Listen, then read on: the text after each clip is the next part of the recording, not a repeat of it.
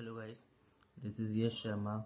I'm a legal intern in Lexis and Company in virtual internship program. So my today's topic is that nuisance. So I'm starts now.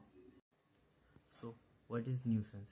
Nuisance is that a person having his property and enjoying his right on that property without any undisturbed environment of an undisturbed element of another person in the form of odor, smell, sound, noise, and anything else.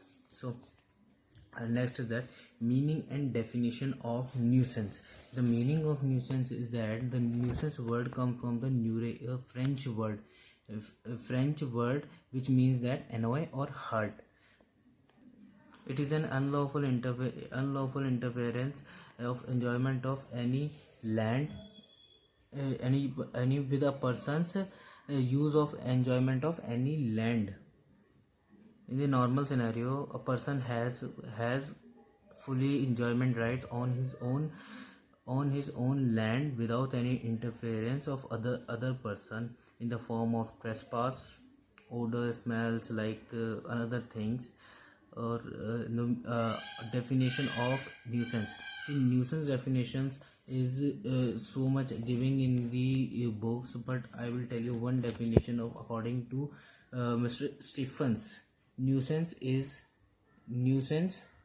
anything done to the hurt or annoyance of the land tenements of another and not amounting to trespass. Next subtopic is that elements of nuisance. What is the elements of nuisance? The elements of nuisance is that wrongful act done by defendant. Any defendant done a wrongful act on the land or environment of the plaintiff. So there is a this creates a nuisance in the plaintiff's environment and the land of the plaintiff. Next is damage, loss, inconvenience caused to the plaintiff. Any type of disturbance or damage or inconvenience caused by defendant to the plaintiff. So in this scenario, the defendant is liable to pay the damages, loss, or inconvenience to the plaintiff in the form of monetary or any other things. Or the in this topic, our maxim is given is the minimis non curat lex comes into play and provides that law shall not consider Triffids minimal damage claimed by plaintiff due to his own sensitivity. The act of the defendant involves the hampering the legal rights of the plaintiff. Nuisance come into play. There is a case which is that Usha Ben versus Bhagya Lakshmi Chitra Mandir. In this case, plaintiff sued defendant against the screening of the movie of the Jai Santoshi Ma, claiming that it hurts the religious sentiments of the particular Hindu community. The court dismissing the plea, stating that the hurt of the religious feeling was not actionable wrong and the plaintiff is free to watch the movie again. There is two types of nuisance, which is that private nuisance and the public nuisance. Private nuisance is that private nuisance protects the interest of the occupier of the land and premises in the use and enjoyment of the land, but it means that it relates to a particular person and it relates to the enjoyment of a particular person's and land. Accordingly, a plaintiff must show that he has some interest in the land. Thus, the land must not be in public land. The law of private seeks to strike balance between conflicting interests and the occupier using his land as he thinks fit, that his neighbor is quite enjoyment of his land. Now, the elements which constitute a private nuisance, which means that unreasonable and unlawful interference in the plaintiff environment and plaintiff's land. and interference in the use in the interference has to be with the use of use of enjoyment of land and use and use of the environment of enjoyment of the plaintiff's area, and there should be seeable damage to the property and enjoyment of the property in the order of the constitute a private nuisance. Nuisance furtherly divided into private nuisance furtherly divided into two parts: property nuisance and the physical discomfort. Property nuisance means that a defendant comes in the property of the trespasses the property of the plaintiff without the permission or the consent of the plaintiff. And the physical discomfort means that a neighbor is playing a song very noisy manner, and the plaintiff discomfort is disheartened or interference in his enjoyment of his environment of his land.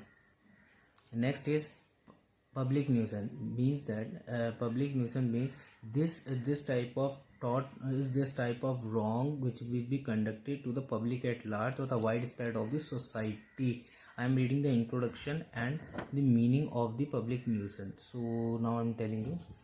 Public nuisance refers to the which affects the general public or a section of public. It is that which affect the public segment or class of public by reason that it is indiscriminate in its widespread. A nuisance may become public nuisance either from its source or its final effect or destination. Again, a nuisance that affects a class or a segment of society is public nuisance, and whether the number of persons affected is sufficient to merit public nuisance is a question of fact depending on the fact circumstances of each case.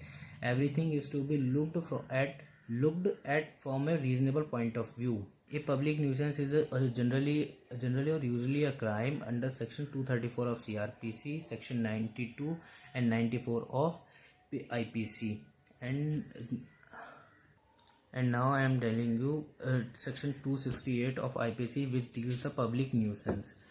An act or illegal omission which causes any common injury, danger, annoyance to the public in general who dwell or occupy property in the vicinity of or which must necessarily cause injury, obstruction, danger, annoyance to person who may have occasion to use any public right. So next is how to file suit for a public nuisance. Under section 91 of the CRPC, under section 91 of the CPC, in the case of the public nuisance, the Advocate General or two more persons having obtained the consent in writing of the Advocate General may institute a suit though no special damage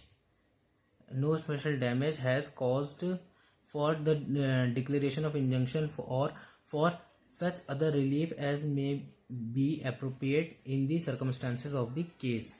Now the remedies of the nuisance means what we take the remedies against the nuisance which is caused by the defendant against the plaintiff. So first one is that abatement of nuisance. This refers to the self-help in order to stop nuisance. In the case of the adult, the self-help is not allowed by the court or the law, but in the case of the minor, the self-help is granted by law or court to considering as a self-help as a remedy to the minors. Next is injunction. Injunction, there is 5 types of injunction: interim injunction, interlocutory injunction, final injunction, prohibitory injunction, mandatory injunction. Next is damages. This is the damages which is plaintiff takes as a remedy against the defendant in the form of the monetary or as well as in the form of any property form of. Damages has three types: aggregated damages, nominal damages, special damages. Next is the defenses to action for nuisance. What are the defenses to action for nuisance? There is a prescription.